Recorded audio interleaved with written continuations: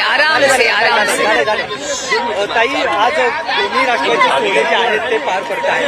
दोन्ही सोहळे पुण्यामध्ये विशेषतः पार पडत आहेत. त्यामुळे कार्यकर्त्यांमध्ये उत्साह आहे. लोकांनी देखील एकत्र यावं आणि मोठा सोहळा एकत्र ही एक लोकशाही आहे. मला ऐकू येतंय. लोकशाहीमध्ये प्रत्येकाला मत मांडायचा अधिकार असतो आणि भारत ही एक सशक्त लोकशाही आहे आणि त्याच्यात प्रत्येकाने आपलं मत मांडायचा त्याला अधिकार संविधानाने दिलेला आहे. त्याच्यामुळे तो आपण सगळ्यांनी ऐकून घ्यायचा असतो आणि त्याच्यावर चर्चा होत असते समाजात. मी ट्विट नाही काय, कुठला ट्विट? तुम्ही जे स्टेटस ठेवलं ना, सोशल मीडियावरती स्टेटस ठेवलेलं आहे. डोळ्यासमोर शब्द नाही वापरलेला. वाचा नाही. एक मिनिट ताई, जे स्टेटस ठेवले हे घ्या कोणाचा तरी बूम आहे. त्यानंतर महाराष्ट्रात पुन्हा चर्चा सुरू झाली. तुम्ही म्हणताय की सहन करायला शिका. नेमकं काय आणि मी म्हणत नाहीये. माझ्या आईने मला जो सल्ला दिला तो काल मला विमानात बसवल्यावर आठवला. तो मी ट्विट केला. आम्ही मी व्हॉट्सअपवर माझा पर्सनल स्टॅटस येतो. एका सशक्त लोकशाहीमध्ये स्वतःचं मत मांडणं ह्याच्यात गैर काय. आणि एक भावना असते. वर्धापन दिनाच्या पहिल्या दिवशी आल्या ताई, जो वर्धापन दिन साजरा होतोय, खरं तर 2 वर्धापन दिन साजरे होत आहेत. पुढच्या वर्षीचा वर्धापन दिन आम्हाला राष्ट्रवादीचा एकत्रित बघायला मिळेल अशी अपेक्षा.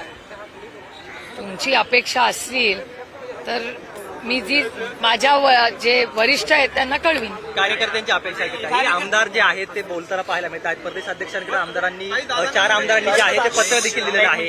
4 आमदार म्हणतायत की एकत्र गेल्या 26 वर्षात राष्ट्रवादी काँग्रेस पक्षाच्या ज्या नेत्या, पदाधिकारी, कार्यकर्ते ही संघटना आहे.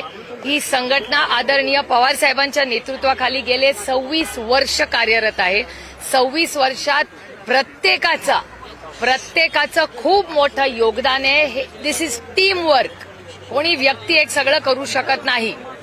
त्याच्यामुळे सगळ्यांचं खूप मोठं योगदान आहे, मोठं टीमवर्क आहे.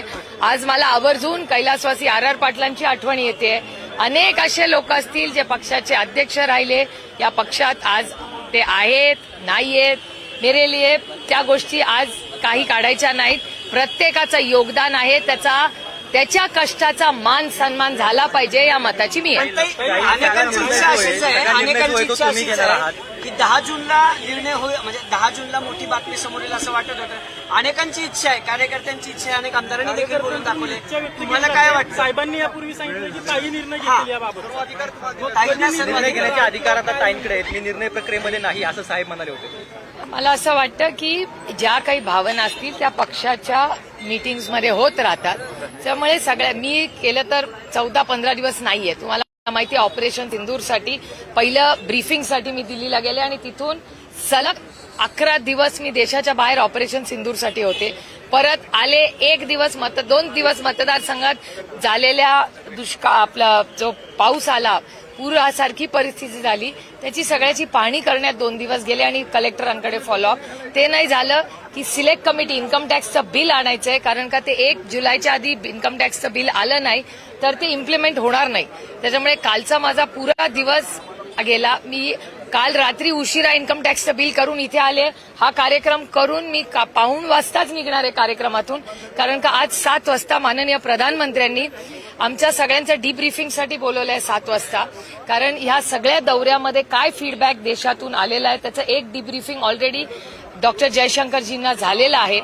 आणि त्यानंतर आज माननीय प्रधानमंत्र्यांनी आम्हाला सगळ्यांना जे खासदार या ऑपरेशन सिंदूरच्या ग्रुप 7 जे 7 ग्रुप गेले होते त्या सगळ्यासाठी आम्हाला आज 7 वाजता बोलवलं आहे. त्याच्यामुळे मी पक्षाचा कार्यक्रम करून लगेच 1:15 वाजता निघणारे कार्यक्रमातूनच.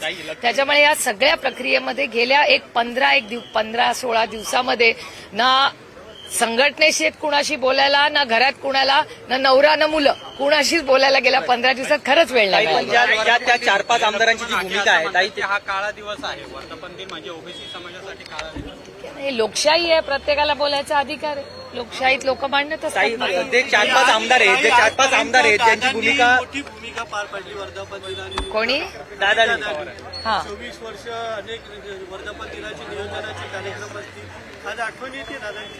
दादाची आठवण रोजच येते, सगळ्याच भावांची. मला 6 भाऊ आहेत, त्यांची सगळ्यांची आठवण रोज येते. दादांना फोन करणार का शुभेच्छा द्यायला ताई? माझं सगळ्यांचीच बोलणं होत असतं, कारण का नाही सगळ्या शुभेच्छा, भाऊबीजेच्या, दिवाळीच्या, वाढदिवसाच्या, वर्धापन दिनाच्या, इंडिपेंडन्स डेच्या, रिपब्लिक डेच्या सगळ्या शुभेच्छा मी सगळ्यांना देते. रेल्वेचे एक्सपर्ट इथे आहेत, ते रेल्वे कमिटीवर आहेत, त्यांना विचारा. मामोल दादांना विचारा रेल्वेचं. ताई ताई ताई चला आम्ही आता फ्लॅग हॉइस्टिंग करून देते, फ्लॅग हॉइस्टिंग करून देते.